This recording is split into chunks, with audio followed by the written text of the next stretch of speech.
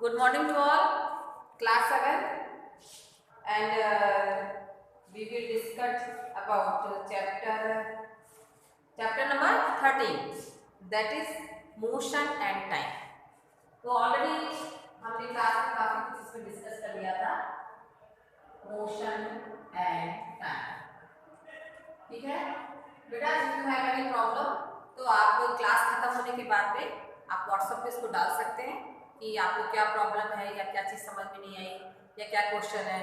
और question answer मैं आपको किसी से कराऊंगी, तो आप अपने पास अपनी बुक रखना, निशान लगा लेना और क्वेश्चन आंसर को करना कॉपी में.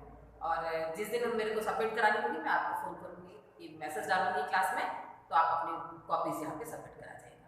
होप ये ज़्यादा दिन तक नहीं चले, जल्दी से जल्दी ये कोरोना खत्म होगा और हम लोग वापस क्लास में मिलें, क्योंकि virtually class is I think more better than online classes. But this time हम लोगों ने नई टेक्नोलॉजी का यूज़ किया है, जो कि आप देख रहे हैं लाइव क्लासेस चल रही हैं, आप देख रहे हैं बोर्ड. पिछली बार आपने घर में बैठ कर पढ़ाई की थी, तो इस बार क्या है कि हमने स्कूल में ही हमने क्लासेस चलाई है और आपको बोर्ड प्रॉपर दिख रहा होगा. कोई भी डाउट हो, कोई भी क्वेश्चन हो तो आप हमसे जरूर बात करें. ठीक है, तो हमने जो मोशन एंड टाइम पढ़ा था, जो भी चीज मूवमेंट कर रही है सब कुछ क्या है, ऑब्जेक्ट दो ही तरह के हो रहे हैं, या तो वो रेस्ट की पोजीशन में है. बोर्ड दिख रहा है बेटा, बोर्ड दिख रहा है क्लियर? हेलो, हाँ ठीक है, ओके बेटा, हाँ बोलो. बोर्ड दिख रहा है बेटा? ओके चलिए. तो जितने भी ऑब्जेक्ट हैं या तो रेस्ट की पोजीशन में है या मोशन, दो ही तरह के इसमें चल रहे हैं. इसको हमने क्लियर किया था कि जो मोशन है किस तरह से है, एक बार प्लेस से अनदर प्लेस में जाने के लिए उसके लिए क्या जरूरत होती है. उसके लिए हमने बात की थी स्पीड की, स्पीड से जाते हैं. जिस जो उनका मूवमेंट है, कार हो, ट्रक हो, बस हो, जो भी है, तो जो वो एक जगह से दूसरी जगह तक जो पहुंचते हैं उस प्रोसेस को हम बोलते हैं स्पीड. और इसमें अलग अलग है, जो आप आगे पढ़ेंगे 9th क्लास में पढ़ेंगे, आपका अभी नहीं है. स्पीड है, वेलोसिटी है, उसके बाद में एक्सेलरेशन है. बट अभी आपको जो शुरुआत की जा रही है, जो इनिशियली स्टेज की बात हम करते हैं, दैट इज स्पीड. स्पीड में हमने बहुत सारे क्वेश्चन किए थे, बहुत से बच्चों ने बहुत अच्छे किए थे. तो speed is equal to distance upon time. इसको रिवीजन कर लेते हैं थोड़ा, ताकि आपको सारी चीजें रिवाइज हो जाए. तो speed is equal to distance upon time. अब ये क्या है, यहाँ से यहाँ जो है ये जो डिस्टेंस है, अब ये कोई ऑब्जेक्ट है, ये मान लीजिए आपकी बस है और जा रही है, बस ऐसे तो नहीं होती, लेकिन आप मान लीजिए बस है, यहाँ से चल रही है और ये जो डिस्टेंस इसने कवर किया, और how many time it will take या how many time it has take, तो यहाँ पर उसको हम निकालते हैं उस ऑब्जेक्ट की स्पीड क्या है. जैसे आप देखो ना, बहुत फास्ट गाड़ी चला रहा था भाई, बहुत फास्ट स्पीड से जा रहा था, और कई बार होता है ऐसे शो करके निकल जाते हैं गाड़ियाँ, हम देखते रह जाते हैं, धूल उड़ती रहती है, तो वो क्या है, स्पीड है. तो speed is equal to distance upon time. कोई ऑब्जेक्ट कम समय में जितने ज्यादा से ज्यादा डिस्टेंस को कवर करेगा उसकी स्पीड ज्यादा होती है, अगर ज्यादा समय में कवर करेगा तो उसकी स्पीड कम होती है. तो ये हमने निकाला था speed is equal to distance upon time. यही बार हम देख लेते हैं एवरेज स्पीड क्या है. एवरेज स्पीड है टोटल डिस्टेंस, जितना वो चल रही है total distance upon total time. तो हमने ये कैसे देखा, यहाँ पे एवरेज स्पीड के टोटल डिस्टेंस, मतलब अगर मान लीजिए एवरेज स्पीड कब निकालना है कि मान लीजिए कोई ऑब्जेक्ट एक पर्टिकुलर वे में नहीं चल रहा, मतलब लगातार कॉन्स्टेंटली वो ऐसा नहीं चल रहा कि 5 मिनट में उसने 1 किलोमीटर की दूरी तय कर ली, ऐसा नहीं चल रहा. कभी भी क्या हुआ, उसके खड्डे आ गए, सड़क साफ नहीं है, पानी आ गया, कोई अचानक आ गया, तो वो क्या करता है कि अलग अलग डिस्टेंस को अलग अलग टाइम में कवर करना. ये 5 किलोमीटर तो उससे चला है 3 मिनट में, लेकिन अगले 7 किलोमीटर को उसने 2 मिनट में तय किया. इस तरह से मान लीजिए फिर 5 मिनट को उसने अगले 5 किलोमीटर को उसने 3 मिनट में किया. तो ये अलग अलग डिस्टेंस को कवर कर रहा है अलग अलग टाइम. तो हम इसके निकालते हैं एवरेज स्पीड. ये एवरेज स्पीड की क्या होगी, इतना कवर तो कर लिया, यहाँ तक पहुँच गया, लेकिन उसकी एवरेज स्पीड क्या होगी. अब उस एवरेज स्पीड को निकालने के लिए हम करते हैं total distance upon total time. एक सारे को जोड़ लेंगे और नीचे टाइम को जोड़ लेंगे, तो हमारा निकल आता है एवरेज स्पीड. कुछ पूछना? मेरे ख्याल से आपको समझ में आ गया। अब हम बात करते हैं फिर से पेंडुलम की। जो हमने पेंडुलम देखा था, पेंडुलम में क्या था, दो ही चीज होती है। सिंपल पेंडुलम इसको बोलते हैं, नीचे वाले हिस्से को बोलते हैं बॉब और ऊपर वाले हिस्से को बोलते हैं स्ट्रिंग। ठीक है, और इसके साथ एक वर्ड आता है टाइम पीरियड और एक्सीलरेशन। इसको हम डिस्कस करते हैं, टाइम पीरियड और एक्सीलरेशन, नहीं ऑसिलेशन, सॉरी एक्सीलरेशन नहीं ऑसिलेशन। सिंपल पेंडुलम में दो ही चीज होती है।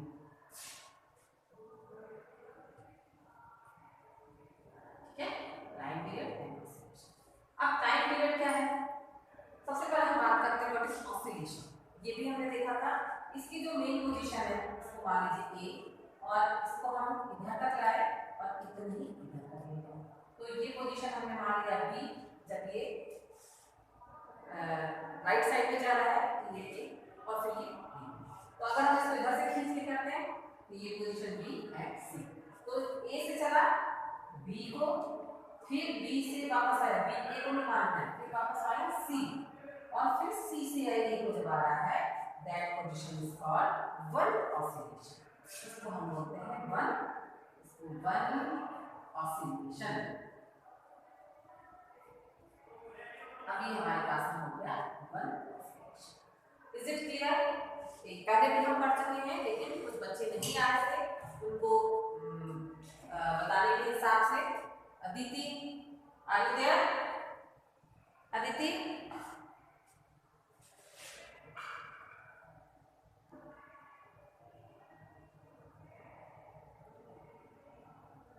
यस अदिति। अदिति नहीं आई है क्या? अब अदिति अभी तो क्लास नहीं चले, बेटा इसको भी फोन करना, अदिति को, जिसके पास में मैं करती हूँ आज फोन। अदिति और आदित्य, अब तो ऑफलाइन चल रही है, अरे ऑनलाइन चल रही, तब तो आओ। चलिए श्रुति विश्नोई, चलिए। हाँ बस बेटा, जो तो आपके फ्रेंड है ना आदित्य के, उनको फोन करना कि क्लास ज्वाइन करो। पहले नहीं आ रहे थे, कोई बात नहीं, अभी क्लास ज्वाइन करो। यस, कैसे देखते हैं वन ऑसिलेशन? कुछ बच्चे जो क्लास में प्रेजेंट थे। Simple pendulum, this is simple pendulum. ये क्यों बताया जा रहा है? हम टाइम की बात कर रहे थे, मोशन एंड टाइम। मोशन तो हमने देख लिया, स्पीड देखा मोशन में, अब हम देख रहे हैं टाइम। तो टाइम हमने जैसे देखा था, जैसे अभी तो आपके पास बहुत सारी घड़ी है, क्वार्टर्स भी है जो सेल बदलने की जरूरत नहीं है, कुछ ऐसी आ गई डिजिटल आ गई जिसमें आपका वो आप लगा लो इसमें हाथ में, तो वो आपका शुगर और बीपी और आप क्या बोलते हैं कितने स्टेप चल रहे हैं, वो स्टेप सब कुछ करते हैं। आपका मोबाइल का है वो भी बता देती हूँ, आज टाइम सेट करके रखो। तो आजकल बहुत स्मार्ट घड़ियाँ आ गई जिसको हम बोले, तो तब नहीं थी। तो पुराने टाइम में तो मैंने आपसे बात की थी कि किस तरह से सन डायल बनता था, उसके अलावा सैंड क्लॉक थी, उसके बाद बना पेंडुलम। तो इस पेंडुलम की जो पुरानी घड़ियाँ थी उसके हिसाब से चलती थी वन ऑसिलेशन। ऑसिलेशन किस पे डिपेंड करता है? स्पीड पे। अगर स्पीड हम बढ़ा देंगे, बॉब की लंबाई बढ़ा देंगे, तो क्या होगा? ऑसिलेशन जो है, ऑसिलेशन का टाइम पीरियड जो है हमेशा बढ़ जाएगा। अब टाइम पीरियड की बात करते हैं, कैसे बढ़ाते हैं हम? मान लीजिए ये है हमारा बॉब जो बीच का हिस्सा है, इस ए पोजीशन से कहा गया बी, बी से वापस सी, सी से वापस ए तक आया। समझ रहे हैं आप? इस पूरे प्रोसेस, इस पूरे इसको जो मूवमेंट हुआ उसको हम बोलते हैं वन ऑसिलेशन। अब इस वन ऑसिलेशन को कंप्लीट करने में जितना टाइम लग गया, ठीक, उसको हम बोलते हैं टाइम पीरियड। इसको टाइम पीरियड बोलते हैं। और टाइम पीरियड किस पर डिपेंड करता है? इसकी स्पीड पर। अगर स्पीड बढ़ा दें, अब आप देखिए, अगर मान लीजिए हमने इसकी लंबाई रखी 3 सेंटीमीटर, तो ये इधर जाएगा 3 सेंटीमीटर, उधर भी जाएगा, इतना ही जाएगा, इससे ज्यादा नहीं जाएगा। इसकी लंबाई हम बढ़ा देंगे, जैसे लंबाई यहाँ बढ़ा देंगे तो आप देखें यहाँ चला जाएगा। आपने झूला देखा ना, स्विंग, आप पार्क में जाते हैं तो आपने पार्क में झूले झूले होंगे, सभी बच्चे बहुत पसंद है उनको। तो आप क्या करते हैं? पैरों से पहले पीछे ले जाते हो। तो आप हमेशा देखना, जितना आप पीछे ले जाओगे और वो जो झूले की लंबाई है उतने ही वो आगे जाएगा, उससे ज्यादा नहीं जाएगा। एक एक्सपेरिमेंट था जिसमें ऐसा दिखा रहे थे कि वो बड़ा सा ये जो बॉब है काफी बड़ा सा था, आयरन का था, और ठीक सामने उसके लगा हुआ था एक इंसान था। अब उन्होंने ये प्रैक्टिकल किया कि भाई इसकी उससे ज़्यादा जाता है क्या, तो वो जो था अब उन्होंने उसको धकेला। तो धकेलने में क्या तो मतलब आप पीछे की ओर ले गए और पीछे की ओर से फिर मोड़ा। तो जैसे उन्होंने छोड़ा तो जितनी लंबाई तक गया था तो वापस उतनी ही लंबाई को कवर करेगा। मतलब लेफ्ट हैंड साइड इधर अगर हम राइट मानते हैं तो लेफ्ट जितना लेफ्ट में जाएगा उतना ही राइट में जाएगा। इतना इस साइड गया है इतनी इस साइड चला। ऐसा नहीं कि इस साइड तो थोड़ा ज़्यादा दूर तक चलेगा उस साइड कम तक जाएगा, नहीं, दोनों साइड में हमेशा वो बराबर रहेगा। अब उसने यहाँ से तो किया यहाँ तक, अब उसको पता था कि इस जगह पे वो खड़ा होगा, बोला आप यहाँ खड़े हो जाओ, अब ये यहाँ पे खड़े हो गए, ठीक है।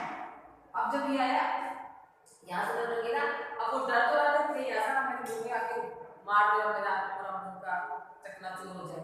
तो उसने देखा कि जब यहाँ तक गया और वापस आया तो जहाँ से उसने छोड़ा था उसी पर आके एग्जैक्टली वहीं आके रुका, और उसके और उसके बीच में नैनोमीटर का फर्क रहा होगा, स्पीड में यहाँ आके रुका कि थोड़ा सा फर्क है, लेकिन क्योंकि ये फिजिक्स है, ये फिक्स है कि ऐसा ही होगा, तो यह इसलिए क्या हुआ कि यही तक आया।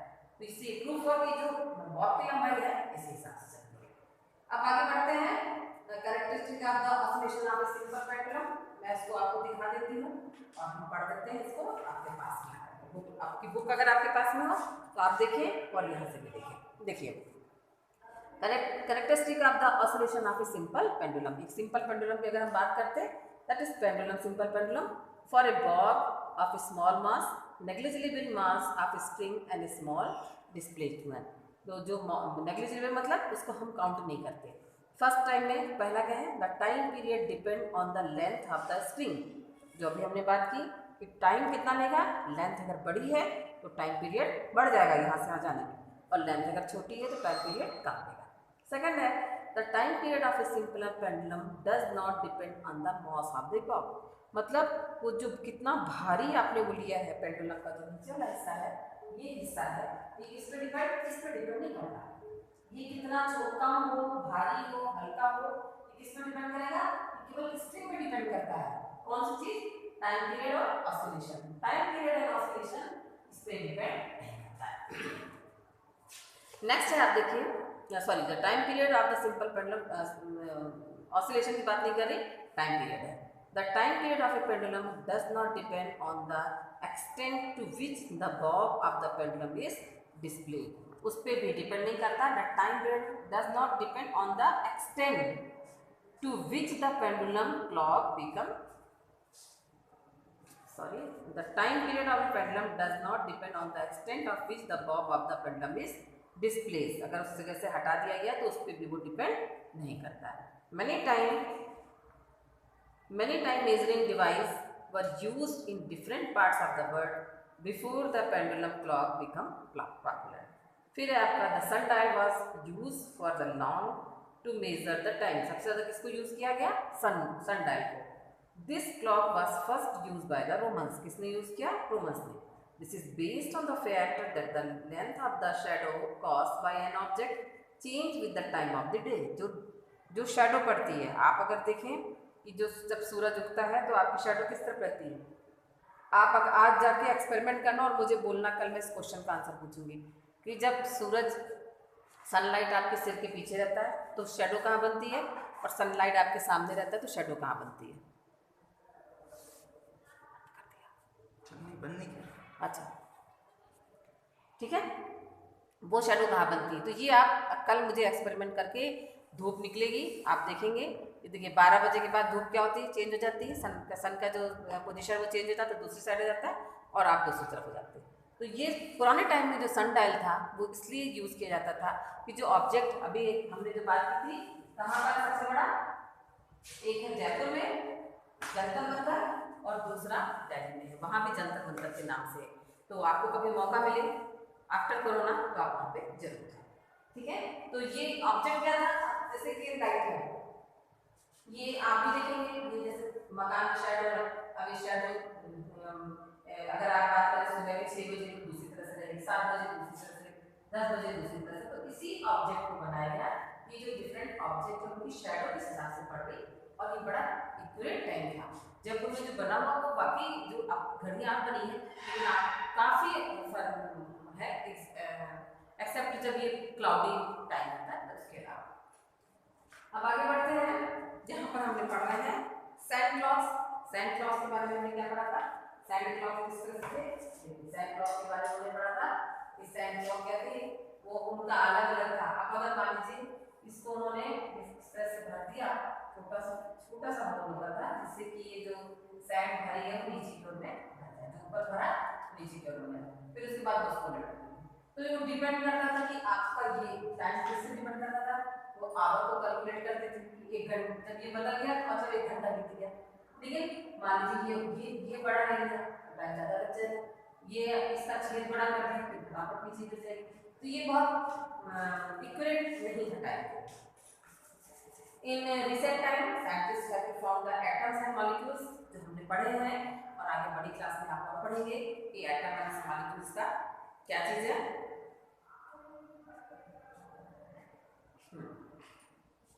एटम और मॉलिक्यूल्स किस तरह से है बने थे?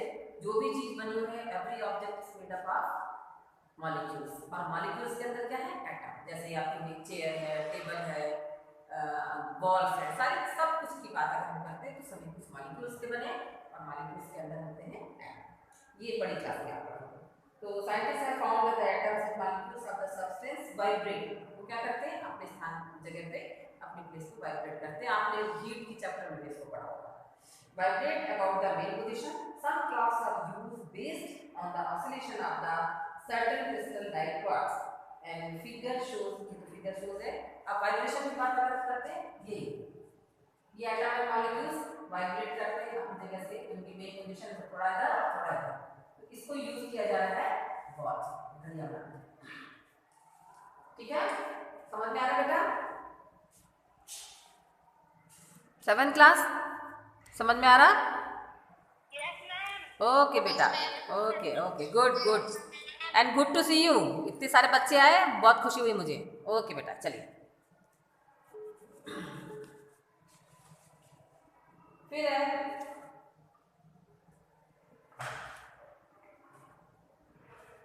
तो आपकी क्लास हर दिन जो स्टार्ट होगी वो 10:05 पर, क्योंकि 2 क्लास के बीच में हम थोड़ा सा गैप देंगे ताकि हम अपनी चीज़ों को सेट कर सकें, इसलिए वो टाइमिंग है। तो आप अपने टाइम को जरूर देखिएगा, उस टाइमिंग के हिसाब से क्लासेस शुरू होंगी। ओके बेटा, चलिए 1 सेकेंड।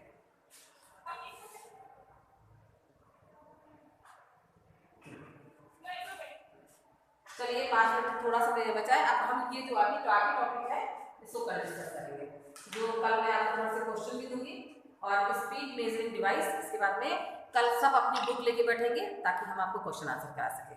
ओके, थैंक यू बेटा, थैंक यू।